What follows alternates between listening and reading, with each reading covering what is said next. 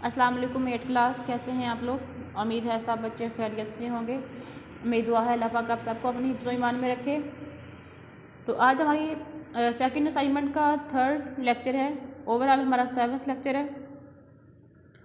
तो हमारी बुक में से जो काम था, हमारे इस वीक के जो असाइनमेंट का एक चैप्टर था वो हम कंप्लीट कर चुके हैं, मनाज़िर पाकिस्तान। अब हम ग्रामर में से काम करेंगे।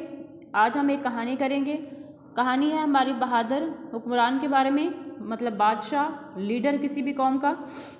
तो ये कहानी है ज़हीरुद्दीन बाबर के बारे में कि ज़हीरुद्दीन बाबर जो था वो पाक व हिंद में सल्तनत मुगलिया का बानी था, मतलब उनका लीडर था, उनका बादशाह था। वो बहुत बहादुर और हमदर्द हुक्मरान था। उसका अपनी राया के साथ, मतलब अपनी कौम के साथ बहुत अच्छा सलूक था, बहुत हमदर्दाना सलूक था। वो हर किसी के साथ इंसाफ से काम लेता। उसने अपने ज़माने में एक बेहतरीन निज़ाम हुकूमत कायम किया कि उसके दौर में किसी के साथ भी कोई नाइंसाफ़ी नहीं हो सकती थी और ना ही वो खुद अपने राया के साथ नाइंसाफ़ी करता था। तो एक सिपाही था राजपूत, उसका बाप किसी जंग में बाबर के हाथों कत्ल हो गया।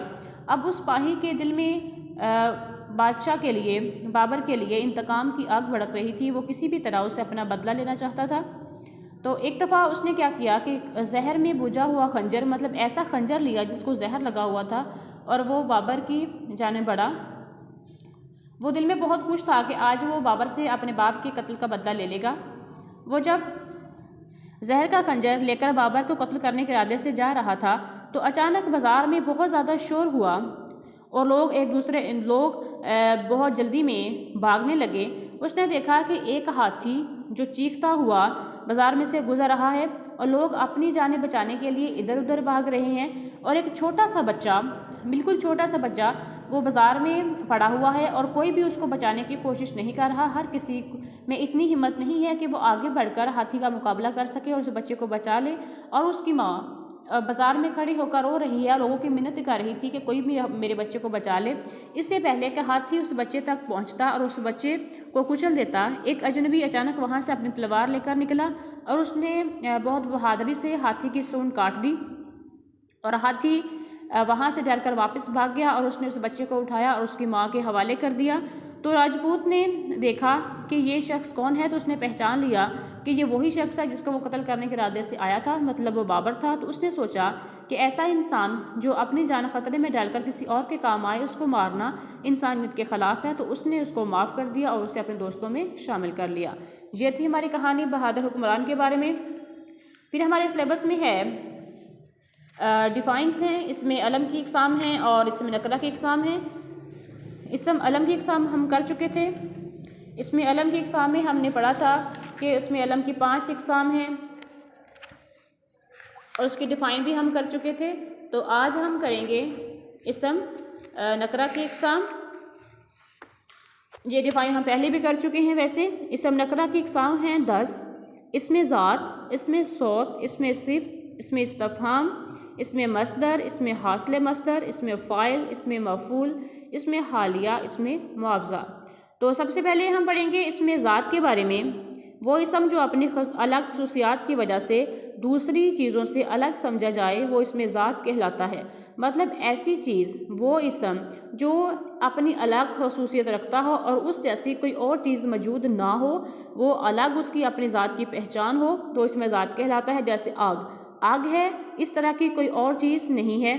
पत्थर है, पत्थर जैसी भी कोई और चीज़ नहीं है, बस पत्थर की एक ही शक्ल होती है, एक ही जैसा वो होता है। मकान, किताब, मतलब ऐसी चीज़ जिसकी अलग से अपनी पहचान हो, उससे देखते हुए बंदा पहचान जाए कि यह फ़लाँ चीज़ है, तो वो इसमें ज़ात कहलाता है। इसके बाद है इसमें सौत। सौत होता है आवाज़।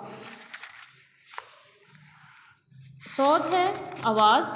तो वो इसम जो किसी जानदार या बेजान चीज़ की आवाज़ को ज़ाहिर करे, वो इसम जो किसी जानदार या बेजान चीज़ की आवाज़ को ज़ाहिर करे, इसमें सौत कहलाता है। मसलन काएँ काएँ कौवे की आवाज़ है, कुकड़ू मुर्गे की आवाज़ है, चूँ चूँ चिड़ियों की आवाज़ है।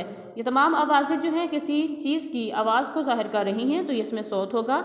उसके बाद है इसमें सिफ़्त। ऐसा लफ्ज़ जो किसी शख्स या चीज़ की खसूसियत बयान करे, यानी इसकी अच्छाई या बुराई, खूबी या खामी को ज़ाहिर करे, इसमें सिफ़त कहलाता है। मतलब वो इसम जो इस बात की निशानदही करे कि फ़लाँ शख्स के अंदर ये अच्छाई है, ये बुराई है, उसके अंदर ये खूबी है, ये खामी है, तो वो इसमें सिफ़त कहलाता है। जैसे सखी, गर्म, ठंडा। उसके बाद है इसमें इस्तिफ़ाम, जो कुछ कोई सवाल पूछने पर बोला जाए, इसको इसमें इस्तिफ़ाम कहलाते हैं।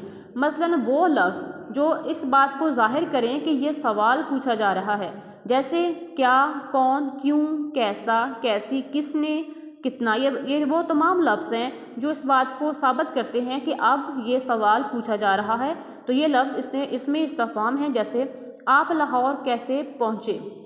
हमने किसी से अगर पूछना है कि आप लाहौर कैसे पहुँचे, तो हमें इसके लिए कैसे का लफ्ज़ इस्तेमाल करना पड़ेगा। अगर हम सिंपली उससे पूछें कि आप लाहौर पहुँचे, तो उस बंदे को पता नहीं चलेगा कि मुझसे सवाल पूछा जा रहा है या मुझसे क्या पूछा जा रहा है, ना ही ये फ़िक्रा हमारा इस बात को शो करेगा कि हम सवाल पूछ रहे हैं। तो इसलिए हमें इस सवाल को बनाने के लिए जो लफ्ज़ इस्तेमाल करना पड़ेगा कैसे, वो हमारे पास इसमें इस्तिफ़ाम होगा। तुम अपना सबक याद क्यों नहीं करते। अगर हमने किसी से पूछना है कि भाई आप अपना काम क्यों नहीं कर रहे, तो हमें उसके लिए उस सवाल में जो लफ्ज़ इस्तेमाल करना होगा वो क्यों होगा। इसलिए अगर हम पूछेंगे कि तुम अपना सबक याद नहीं करते, तो ये हमारी एक सिंपल सी बात है कि हम उसको बता रहे हैं कि तुम अपना सबक याद नहीं करते। लेकिन अगर हमने उससे पूछना है कि क्यों नहीं करते, सवाल करना है, तो इसके लिए हमें जो लफ्ज़ इस्तेमाल करना पड़ेगा वो होगा क्यों, और ये हमारे पास क्यों लफ्ज़ जो है वो क्या होगा, इसमें इस्तिफ़ाम होगा। इसके बाद हमारी डिफ़ाइन आ जाएगी इसमें मस्तर के बारे में।